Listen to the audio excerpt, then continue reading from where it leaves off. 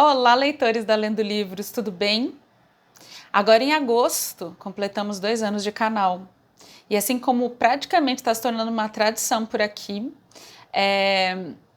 a cada ano eu faço um conteúdo um pouco diferente, além da narração dos livros que vocês já estão acostumados. No passado eu falei um pouco sobre a minha autora favorita, e eu vou deixar o link, se você não conhece esse vídeo, vou deixar o link aqui na descrição e também como um dos vídeos sugeridos ao final. Esse ano a gente vai falar sobre Érico Veríssimo, um autor que eu tenho um carinho enorme, uma extrema admiração pelo tipo de livro que ele escreveu. Érico nasceu em 1905 na cidade de Cruz Alta, no Rio Grande do Sul, e faleceu um pouco antes de completar 70 anos, em 1975, na cidade de Porto Alegre. Érico publicou ao todo 35 livros, sendo 12 infantis ou infanto-juvenis, e 33 livros de caráter adulto, vamos dizer assim, né? Entre eles Incidente em Antares, Olhai os Lírios do Campo, que eu tenho aqui, inclusive uma edição da Companhia das Letras, Clarissa e sua obra mais importante, O Tempo e o Vento, que eu tenho aqui um dos livros, né, de O Tempo e o Vento, que é Um Certo Capitão Rodrigo, que faz parte aí dessa obra colossal, que demorou aí mais de 20 anos para ser concluída. Érico recebeu diversos prêmios, incluindo o Prêmio Jabuti, que é o nosso prêmio mais importante aqui da literatura brasileira. Érico também foi considerado como parte integrante do Romance de 30, né, que representa a segunda fase do modernismo, que é uma fase já mais regional, que retrata os regionalismos, que tem alguns expoentes marcantes aqui, como João Guimarães Rosa, Raquel de Queiroz, Graciliano Ramos, Jorge Amado e José Lins do Rego. Vamos falar um pouquinho de Érico e quem foi esse autor tão importante e tão emblemático. Érico Veríssimo nasceu em Cruz Alta, Rio Grande do Sul, em 1905 e faleceu em Porto Alegre em 1975. Na juventude foi bancário e sócio de uma farmácia. Em 1931, casou-se com Mafalda Halfen von Volpe, com quem teve os filhos Clarissa e Luiz Fernando. Luiz Fernando Veríssimo também é um grande autor que a gente conhece muito. Sua estreia literária foi na revista do Globo, com o conto Ladrão de Gado. A partir de 1930, já radicado em Porto Alegre, tornou-se redator da revista. Depois, secretário do Departamento Editorial da Livraria do Globo e também conselheiro editorial até o fim da vida. A década de 30 marca a ascensão literária do escritor. Em 1932, ele publica o primeiro livro de contos, Fantoches. Em 1933, o primeiro romance, Clarissa, inaugurando um grupo de personagens que o acompanharia boa parte de sua obra, que são as personagens mulheres. Em 1938, tem seu primeiro grande romance, Olhai os Lírios do Campo. O livro marca o reconhecimento de Érico no país inteiro e, em seguida, internacionalmente, com a edição de seus romances em vários países. Érico escreve também livros infantis como Os Três Porquinhos Pobres, O Urso com Música na Barriga, As Aventuras do Avião Vermelho e A Vida do Elefante Basílio. Em 1941, faz uma viagem de 3 meses aos Estados Unidos, a convite do Departamento de Estado norte-americano. A estada resulta na obra Gato Preto em Campo de Neve, primeira de uma série de livros de viagens. Em 1943, dá aulas na Universidade de Berkeley. Volta ao Brasil em 1945, no fim da Segunda Guerra Mundial e do Estado Novo. Em 1953, vai mais uma vez aos Estados Unidos como diretor do Departamento de Assuntos Culturais da União Pan-Americana, Secretaria da Organização dos Estados Americanos, a OEA. Em 1947, Érico começa a escrever a trilogia O Tempo e o Vento, cuja publicação só termina em 1962. Recebe vários prêmios, como o Jabuti, que eu mencionei, e o Pen Club. Em 1965, publica O Senhor Embaixador, ambientado no hipotético país do Caribe que lembra Cuba. Em 1967, é a vez de O Prisioneiro, parábola sobre a intervenção dos Estados Unidos no Vietnã. Em plena ditadura, lança Incidente em Antares, uma crítica ao regime militar. Em 1973, saiu o primeiro volume de solo de clarineta, seu livro de memórias. Ele morre em 1975, quando terminava o segundo volume, publicado postumamente. Um homem dedicado aos livros, né, a vida inteira, ou pelo menos grande parte dela.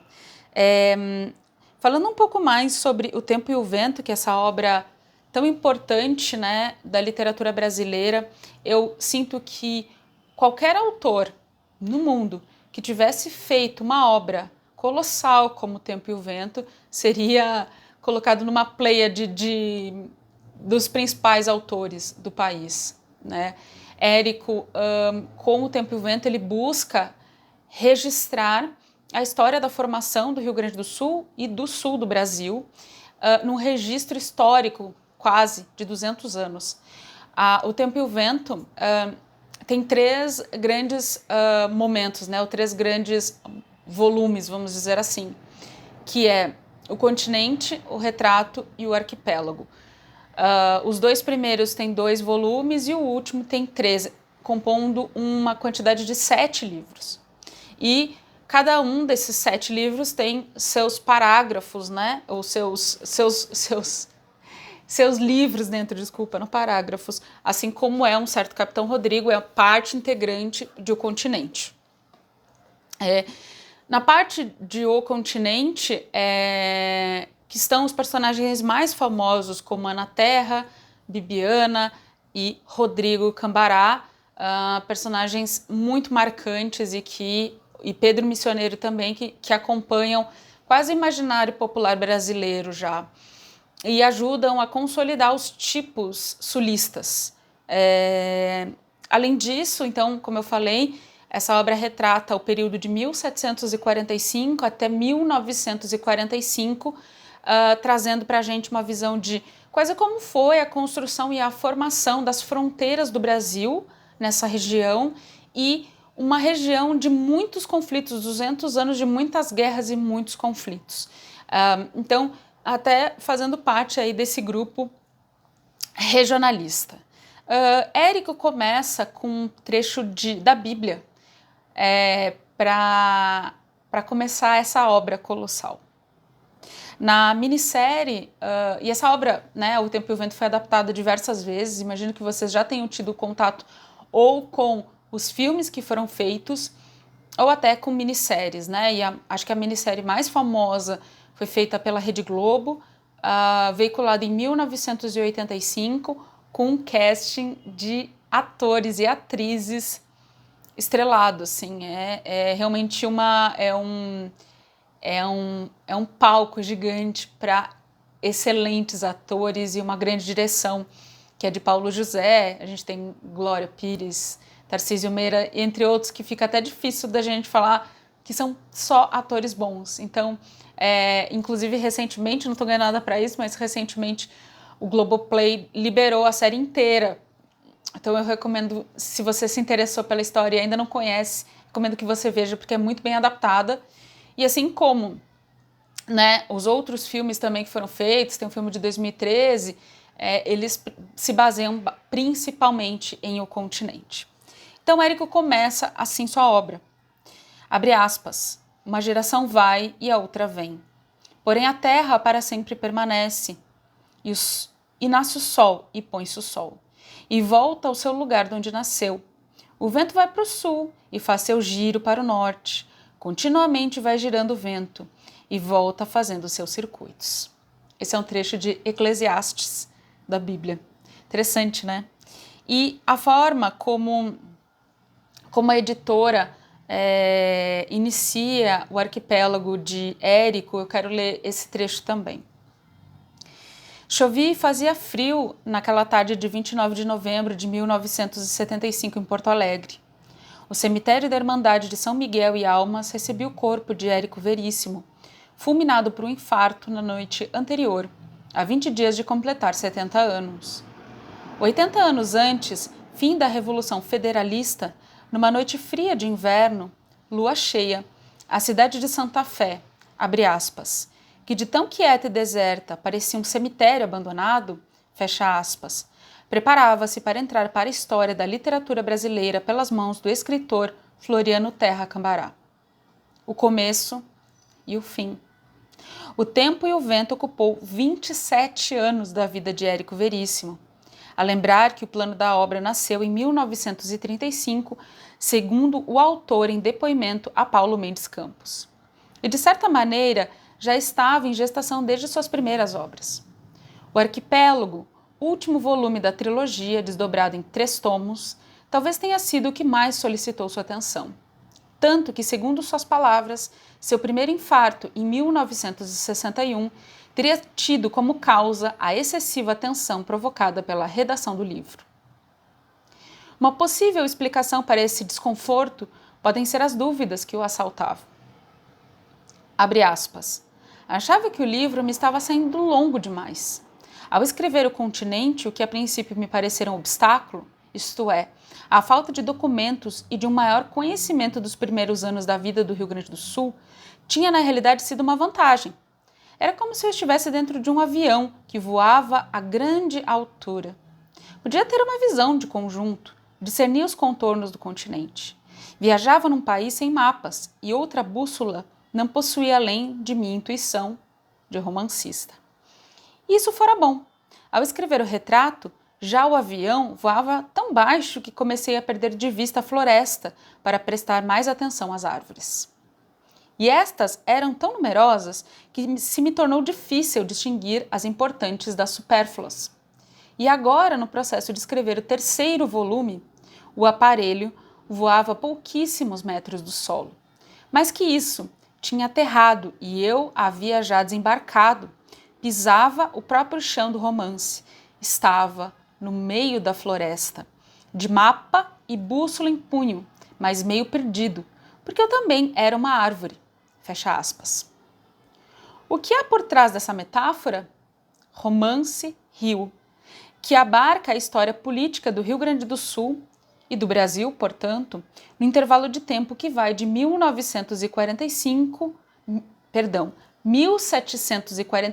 a 1945.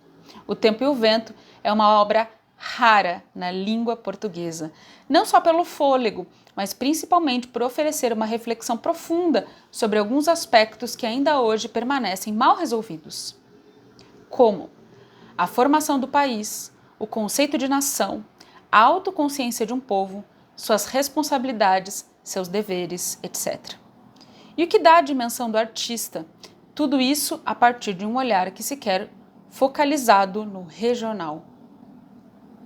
No já citado depoimento a Paulo Mendes Campos, Érico Veríssimo afirmava que começou a escrever a trilogia para se reconciliar intimamente com o Rio Grande do Sul. Em outra entrevista dizia que O Tempo e o Vento não pretendeu estudar a decadência da família gaúcha, abre aspas, mas sim contar a história de uma família dessa parte do Brasil, fecha aspas. Ora, essa reconciliação íntima com seu estado natal é também uma tentativa de compreensão de sua própria história. Daí a situação limite a que é arremetido. A última parte da trilogia, esta que está retratada aqui nessa introdução ao Arquipélago, é aquela em que o cidadão Érico Veríssimo, reconhecido como um homem absolutamente arraigado à causa democrática, se vê totalmente mergulhado na história recente do país, que ele conhecia muito bem.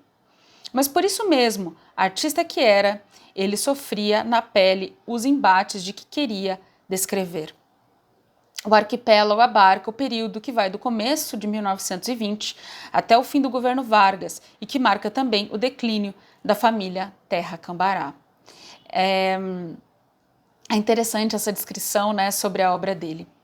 Poderíamos afirmar que O Tempo e o Vento é o romance da reconciliação por excelência. Reconciliação com suas raízes gaúchas, com seu país, consigo mesmo e, curiosamente, com a crítica. Isso porque, embora fizesse, como ainda faz, enorme sucesso junto ao público leitor, Érico Veríssimo nunca foi unanimidade nos meios acadêmicos. Talvez até por isso mesmo, houve sempre quem o acusasse de escrever romances açucarados e ser ele um escritor menor. O Tempo e o Vento, de certa maneira, foi a sua vingança contra aqueles que menosprezavam a sua produção literária.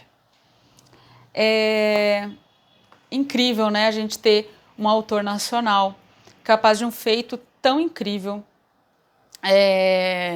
Coloca aí obras antológicas da nossa literatura mundial um pouco no chinelo. Que os outros me perdoem, mas é verdade. Esse vídeo é um convite para que vocês conheçam um pouco mais de Érico Veríssimo, conheçam um pouco mais dessa obra maravilhosa, que inclusive tem expoentes, né, em outras mídias, que é legal também de perceber como outros intérpretes da obra dele entendem ele, mas como aqui a gente nunca se desvincula totalmente dos livros, também é um convite para que vocês conheçam a obra dele. Para quem fica um pouco preocupado, essas obras estão nos sebos, é fácil de achá-las, que são muito populares, e existem também, eu que tenho meu e-reader aqui, né, meu leitor de livros digitais também, às vezes a gente consegue comprar essas obras por um preço mais barato por ser um livro digital. Então também é um convite aí, se vocês quiserem, tem opções de acessar Érico Veríssimo de diversas formas. Pessoal, espero que vocês tenham gostado do conteúdo. Eu amei falar sobre Érico, amei falar sobre as obras dele, amei revisitar também um pouco toda essa história que me é tão querida e tão cara, e esses personagens tão maravilhosos que tocam a gente de uma forma tão profunda. E principalmente Érico, que teve mulheres importantíssimas na vida dele e que valorizou as mulheres na sua obra. Para mim isso é muito importante. Personagens como Ana Terra e Bibiana Terra Cambará são exemplo das mulheres brasileiras, do que somos e da nossa capacidade. Pessoal, obrigada por esses 2 anos. É uma alegria enorme saber que vocês estão aqui comigo, saber que os conteúdos aqui do canal ajudam vocês na escola, ajudam vocês a fazer as provas de vestibular, de vocês conhecerem inclusive mais de outros autores. E recentemente vi um vídeo meu numa playlist de uma pessoa que eu não conheço, eu fiquei profundamente feliz. Esse canal é nosso, esse canal não é meu. E espero que vocês estejam aqui comigo com todo o carinho do mundo. Me escrevam também, inclusive eu gostaria que vocês comentassem o que vocês acham de Érico e o que vocês acham de Jane Austen também. Um beijo enorme, obrigada por esses 2 anos e que venham muitos e muitos outros mais. Tchau!